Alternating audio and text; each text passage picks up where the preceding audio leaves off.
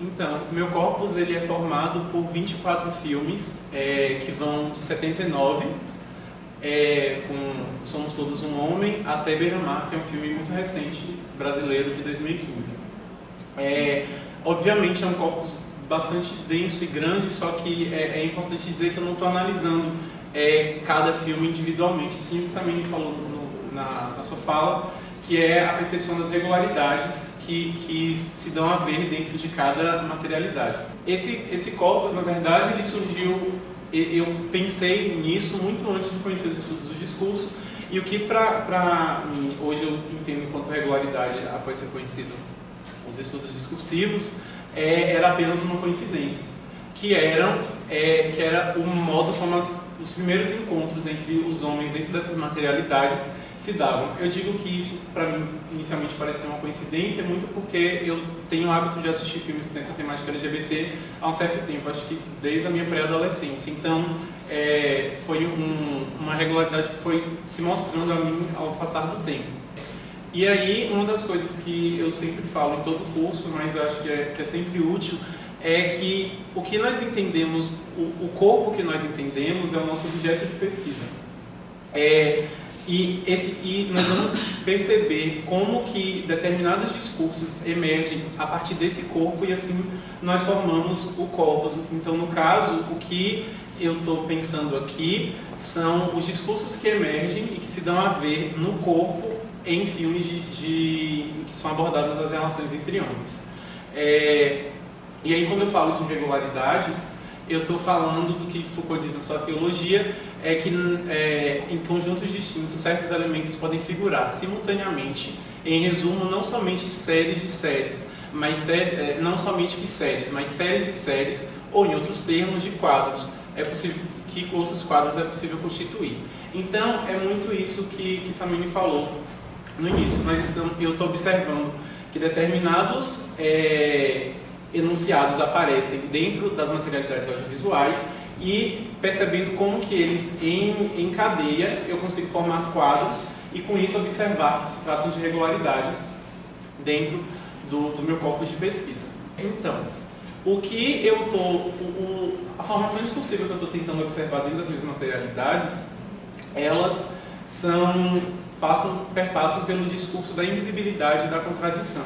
E para isso, pensando nessa formação discursiva, que é o objetivo inicial, quando a gente está fazendo estudos discursivos, ou quando a gente está tentando construir um projeto de pesquisa, a gente sempre volta para as questões das regularidades. E logo quando eu entrei no Lab Disco, eu não sabia nem muito o que era isso. Para mim era só coisas que se repetiam. E conforme a gente vai estudando os discursos, a gente vê que na verdade não se trata de uma repetição pura e simples, diz muito a ver com o momento histórico que cada enunciado está enunciando e por aí vai.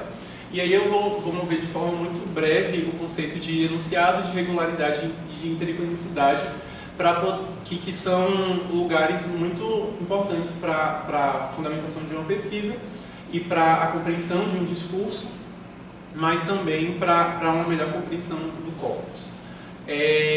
O enunciado tem a condição de se correlacionar com outros enunciados e, nessa medida, constituir determinada formação discursiva.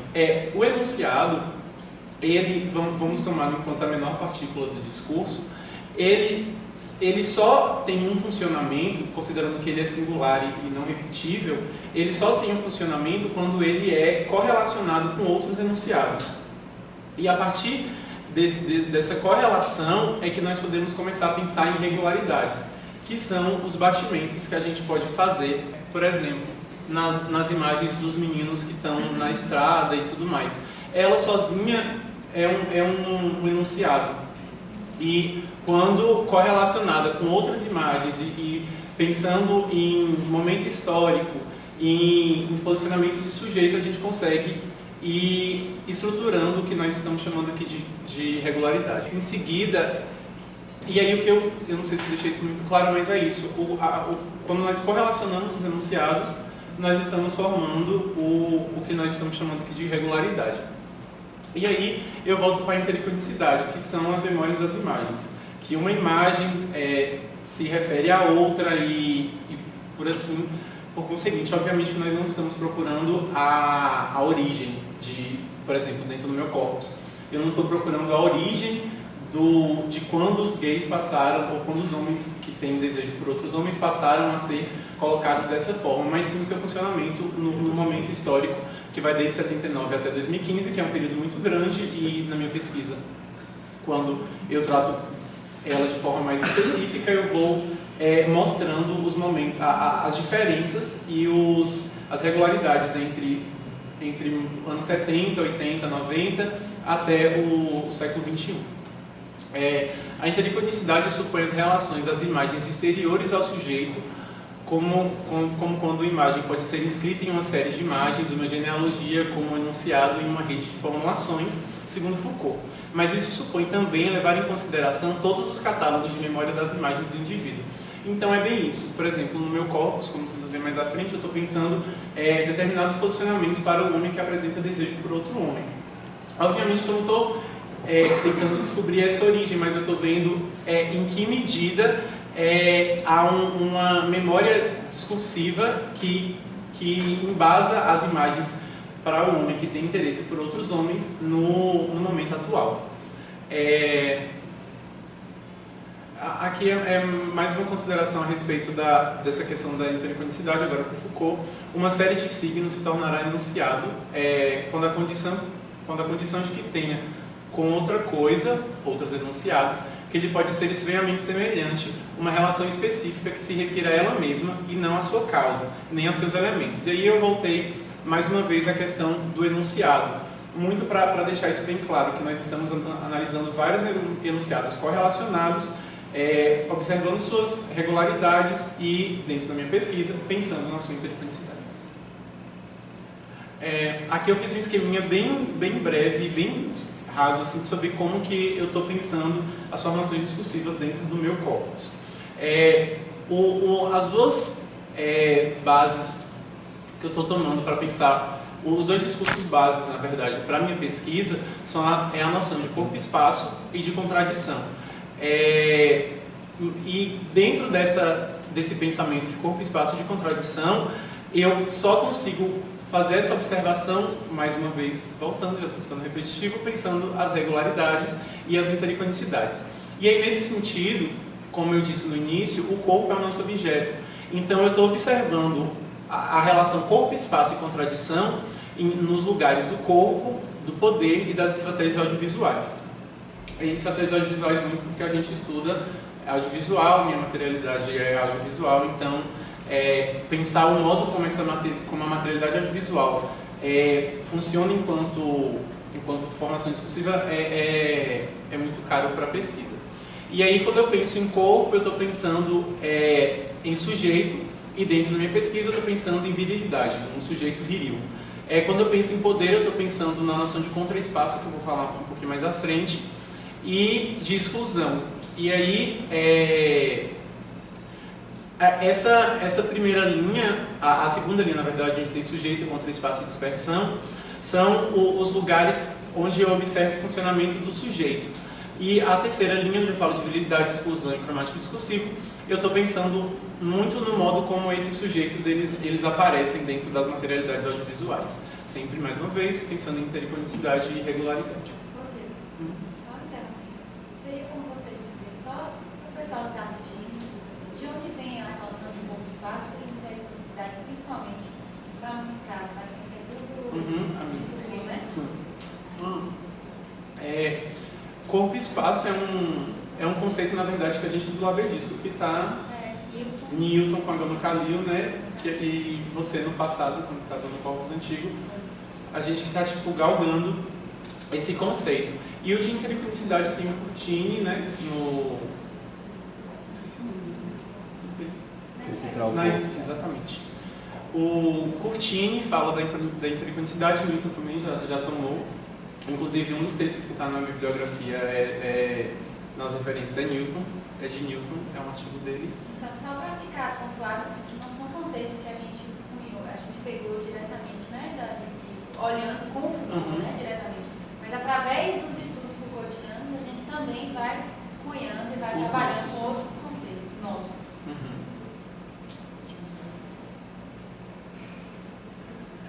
E aí, uma das coisas que me perguntaram é porque eu estou tratando de relações entre homens.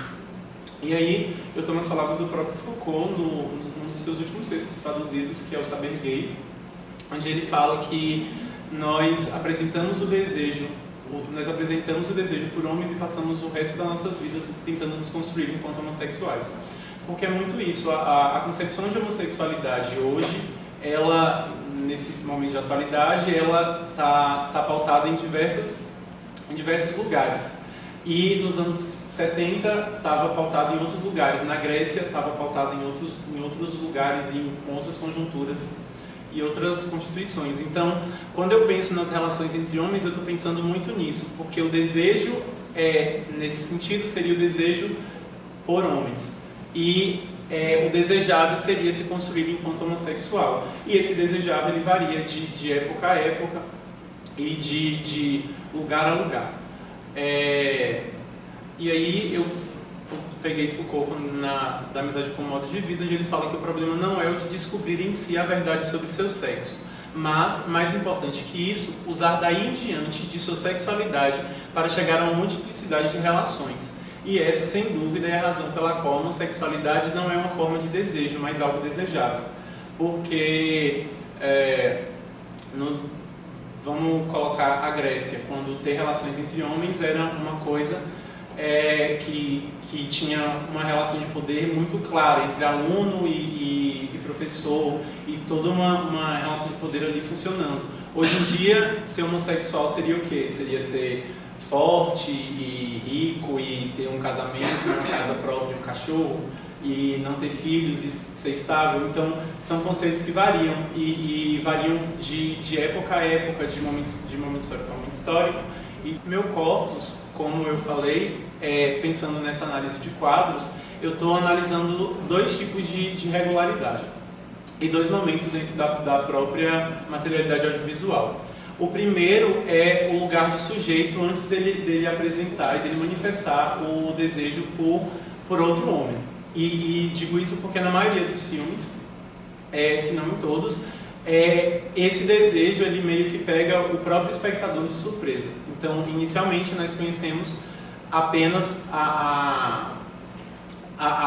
o lugar de sujeito desses personagens. E aí, em um segundo momento, que é onde nós damos início a esse pensamento do corpo e espaço, a gente começa a pensar como que a relação entre homens ela é apresentada no audiovisual.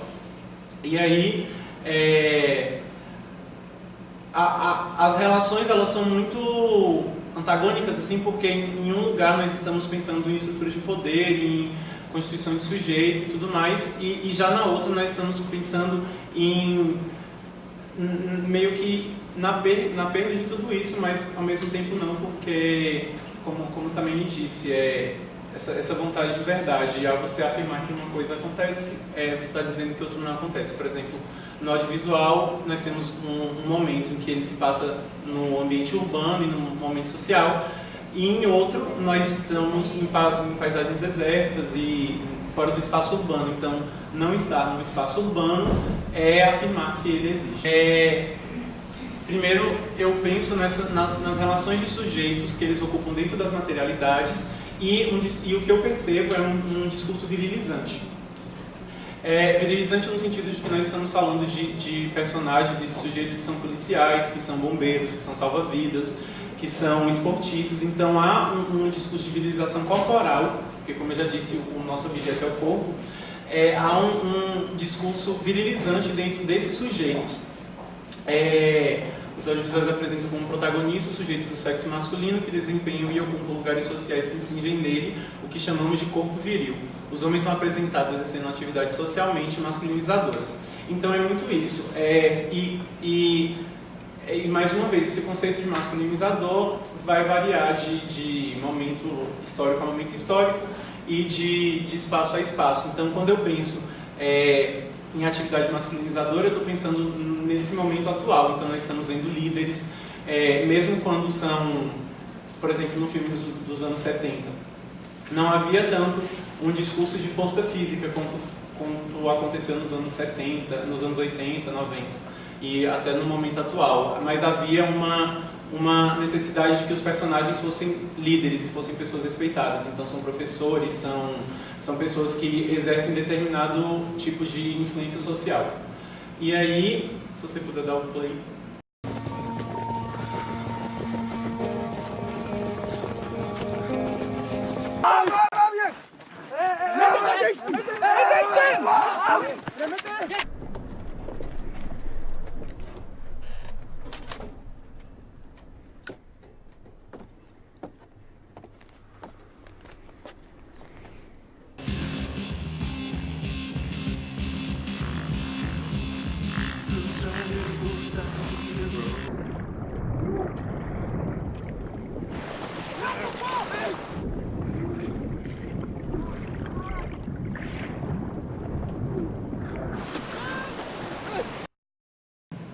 E aí, o que eu queria ressaltar também é que eles não simplesmente exercem eles não apenas ocupam um lugar viril, como eles também são colocados enquanto parte de um grupo. Como vocês podem ver, é um corpo policial, é um corpo de salva-vidas, são 2 motociclistas, embora na cena tenha mais.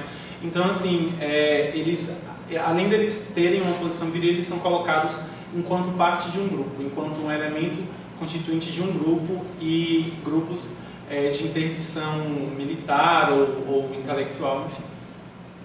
Tá. E aí eu tento voltar um pouco para essa questão da intericonicidade das memórias e da memória das imagens. E aí eu peguei, quando eu comecei a pesquisar esse corpus e eu fui observando essas regularidades, a primeira coisa que me veio à cabeça foram esses desenhos dos anos 50 até os 60, de um artista que chama Tom Philland, eu acho que é isso, Philland. Ele fazia desenhos homoeróticos, e aí, como vocês podem ver, nós temos mais uma vez essa coisa do corpo viril, tanto em termos físicos mesmo, o porte físico deles são homens musculosos e tudo mais, como também na questão das práticas masculinizadoras, são marinheiros, são policiais, são presos, porque mesmo que não exercendo uma estrutura, um poder socialmente, muito pelo contrário, eles são interditados, mas há uma afirmação de masculinidade ao redor deles. E aí eu vim para os anos 80, 90, para pensar figuras gays que foram importantes para o movimento e para a visibilidade do que estamos chamando aqui de gays durante essa época. E aí tinha esse ator que chamava Peter Berlin, eu acho que era o nome dele, e o próprio Village People, que eles retomam, eles reproduzem essa questão da virilidade, o corpo viril, o pênis muito bem marcado, como vocês podem ver no caso do Peter, e no Village People, que eles embora por vezes até chacoteavam, mas eles se apropriavam de elementos que na época eram atrelados às práticas entre homens, que é o policial, o bombeiro, não sei se aquilo é um bombeiro, mas a coisa do couro, enfim. E aí eu venho para os meus filmes, para pensar mais uma vez nessa questão de fazer parte de um grupo social, de estar ligado às questões de virilidade e por aí adiante. Então, assim, eu peguei a capa de 4 deles, fragmentos de 4 deles, que é Brokeback Mountain, que eles são cowboys e tudo mais, Burning Blue, que eles são soldados da aeronáutica, Praia do Futuro, que é um filme brasileiro onde ele é um salva-vidas, e o nome desse filme é em alemão, gente, não vou conseguir pronunciar, mas também são 2 soldados, esse filme é da década de 90, acredito eu. Então, é isso. Eu esqueci de colocar a referência, mas é a referência de Newton. O fato de as imagens se ligarem umas às outras se dá na medida em que elas fazem parte de um conjunto de pensamentos, portanto de saberes comuns a um grupo com o qual estamos em relação e em um momento dado de nossa história. Então, assim, obviamente que nós não estamos vendo as mesmas imagens. Assim, o cowboy dos anos 70, dos anos 50, não é o mesmo cowboy de 2006, mas o posicionamento do sujeito é retomado. Tá. E aí eu tenho o segundo momento de análise da minha pesquisa, porque esse primeiro eu estava pensando nos sujeitos antes deles apresentarem o interesse por outros homens. E aí eu tenho a segunda, que é quando a relação entre homens de fato acontece. E aí é que nós chegamos aos conceitos de práticas desviantes e de contraespaço. Contraespaço, nas palavras de Foucault, são lugares que se opõem a todos os outros, destinados de certo modo a apagá-los, neutralizá-los ou purificá-los. Então, quando eu penso em contraespaço, se você puder dar o play.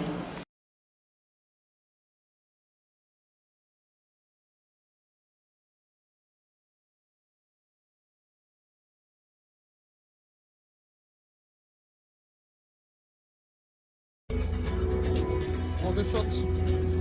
Dahinter ebenfalls Vogelschutz. Dahinter Vogelschutz. Der mit dem Amateurruderpokal hier auf der BWA immer wieder genehmigt wird.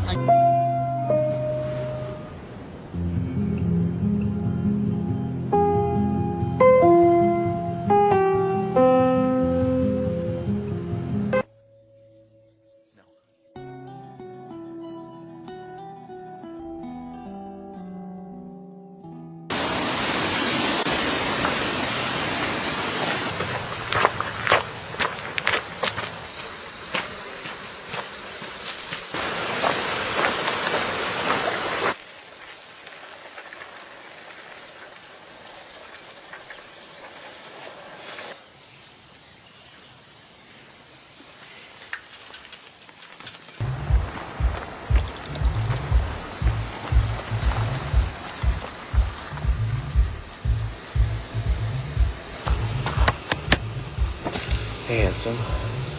Hello.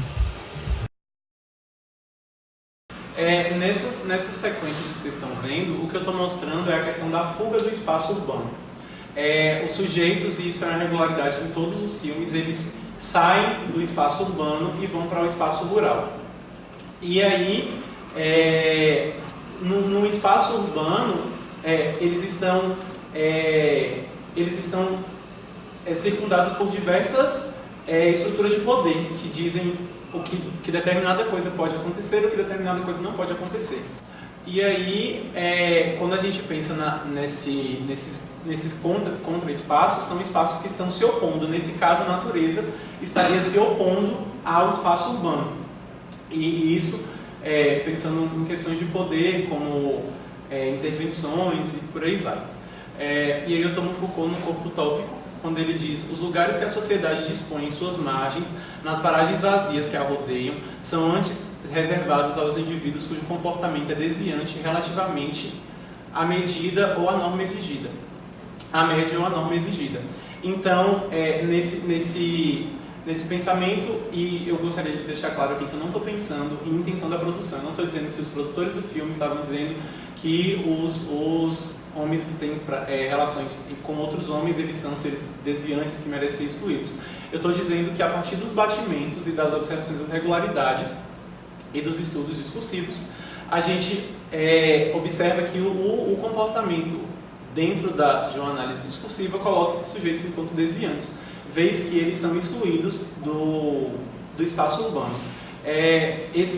Essa regularidade da fuga, por exemplo, assim como a próxima que eu vou mostrar, elas são presentes em todos os filmes, dos anos 70 até os anos de 2015, com Beira-Mar, que é um filme que também se passa à beira-mar.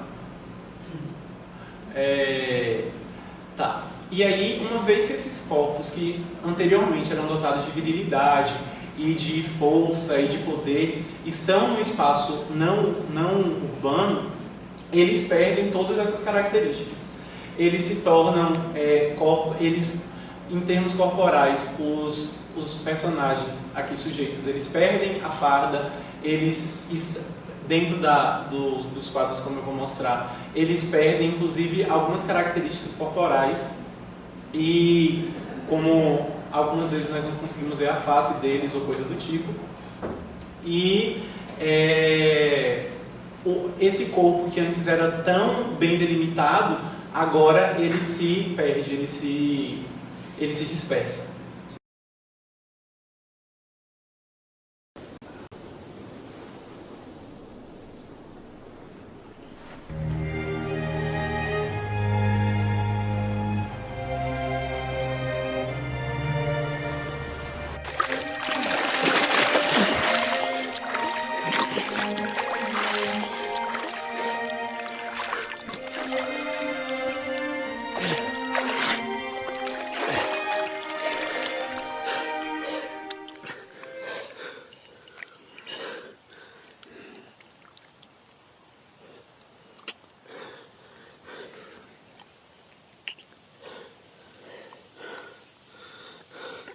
Was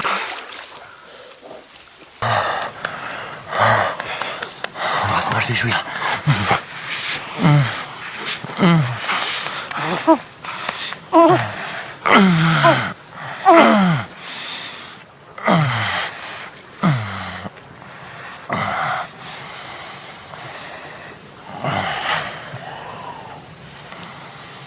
Tá. Nessas sequências que vocês estão vendo, o que eu estou mostrando é a questão da fuga do espaço urbano. Os sujeitos, e isso é uma regularidade em todos os filmes, eles saem do espaço urbano e vão para o espaço rural. E aí, no espaço urbano, eles estão circundados por diversas estruturas de poder que dizem que determinada coisa pode acontecer ou que determinada coisa não pode acontecer. E aí, quando a gente pensa nesses contra-espaços, são espaços que estão se opondo. Nesse caso, a natureza estaria se opondo ao espaço urbano. E isso, pensando em questões de poder, como intervenções e por aí vai. E aí eu tomo Foucault no Corpo Utópico, quando ele diz: os lugares que a sociedade dispõe em suas margens, nas paragens vazias que a rodeiam, são antes reservados aos indivíduos cujo comportamento é desviante relativamente à medida ou à norma exigida. À média ou à norma exigida. Então, nesse pensamento, e eu gostaria de deixar claro aqui que eu não estou pensando em intenção da produção, eu não estou dizendo que os produtores do filme estavam dizendo que os homens que têm relações com outros homens, eles são seres desviantes que merecem ser excluídos.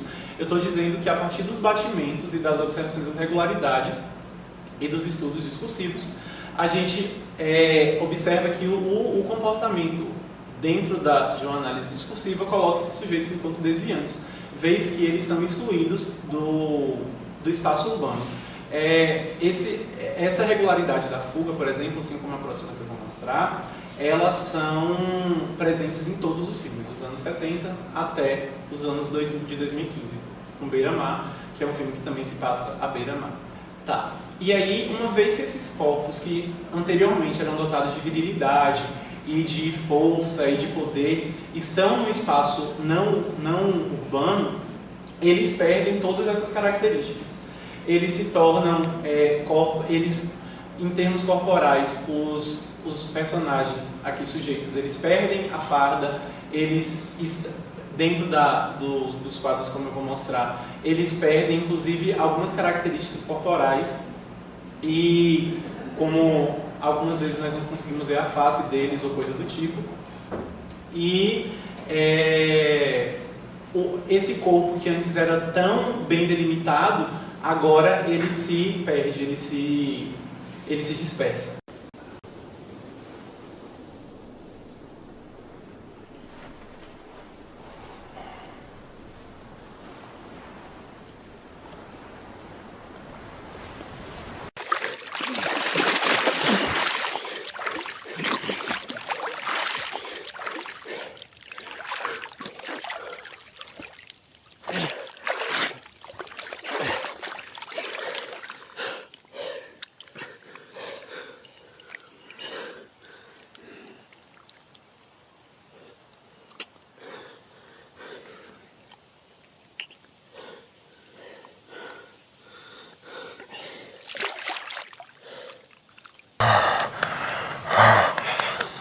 Was macht wie schwer?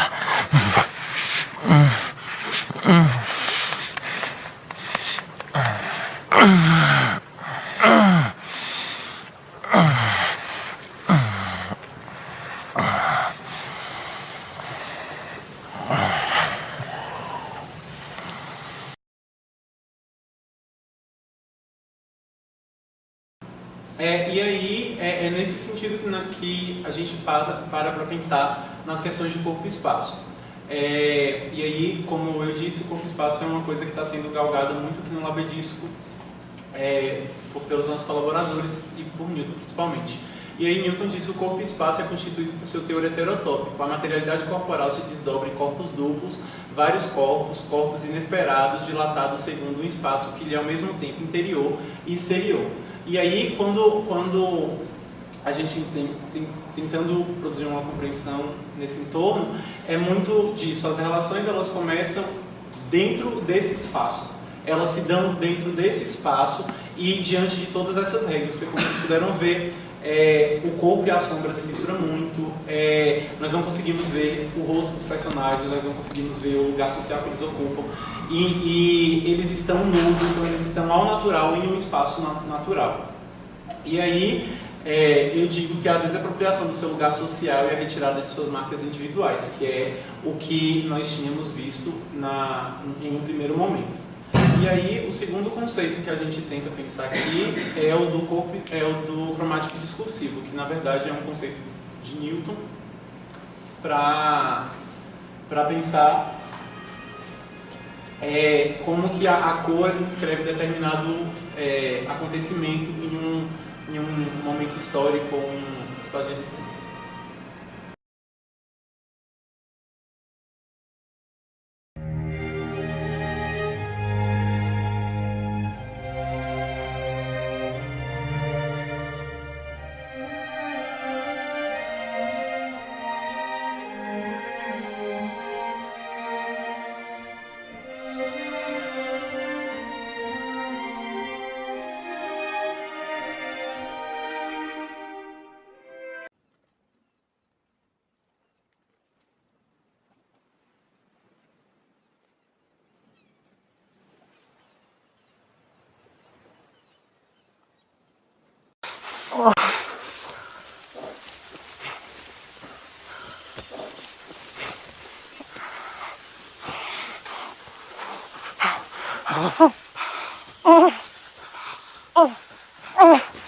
A cor das vestimentas dos personagens ou das características corporais deles se misturam com a do ambiente, mais uma vez colocando esses sujeitos em dispersão e se integrando relativamente ao ambiente. Eles são inseparáveis, a relação ambiente e sujeitos. Como vocês puderam ver, tem vídeos em que o azul da roupa do menino é o mesmo azul do céu, ou que nessa cena que está pausada, por exemplo, os dois estão de preto e a natureza que era verde está muito escura, então eles se misturam, eles se integram no ambiente, colocando eles num lugar de dispersão. E aí, voltando para as questões de poder e tentando pensar nesse corpo-espaço e nesse cromático discursivo, que se entende que não havendo representações de instância de controle, como acontecia nos primeiros momentos, os indivíduos são dispersos, eles são fragmentados, eles são interligados ao ambiente. Tá. E aí, até então, eu estava pensando nessas questões de visibilidade e invisibilidade para os sujeitos que têm relações entre homens. E aí, agora, concluindo, eu volto para o segundo conceito e o segundo momento discursivo da minha análise, que são as contradições. Foucault, em um dos capítulos da arqueologia chamado de As Contradições, ele fala que definimos o lugar em que se dá, fazemos aparecer a ramificação da alternativa, localizamos a divergência e o lugar em que os dois discursos se justapõem. E nesse sentido, o meu trabalho ele casa muito com esse conceito e é um conceito que pode ser facilmente deslocado para o meu corpus, porque eu estou realmente analisando uma contradição discursiva. Porque, ao mesmo tempo que eu estou analisando um corpo-espaço para o funcionamento das relações entre homens, eu também estou pensando em um espaço para o corpo, porque há uma interdição de que aquele tipo de relação não está acontecendo no espaço urbano, ele está acontecendo no espaço rural, livre de determinadas instâncias de controle. E aí, o mesmo audiovisual que dá visibilidade no quadro da produção audiovisual para uma temática que ainda é periférica, infelizmente, que é a temática da homossexualidade, ele apresenta, em termos discursivos e não em intenção de produção, uma invisibilidade no quadro social e moral. Porque esses sujeitos eles não são colocados em uma interação social. Na verdade, eles são dentro da materialidade. Só que esse é um terceiro momento da minha análise que eu não quis entrar hoje para a apresentação não ficar muito grande, que é quando a gente percebe como que o sujeito, uma vez assumidamente gay dentro da sociedade, ele é mostrado a partir de estratégias cinematográficas e tudo mais. E esse mostrar, ele produz também essa invisibilidade, porque é um olhar esgueirado, é um olhar de escanteio.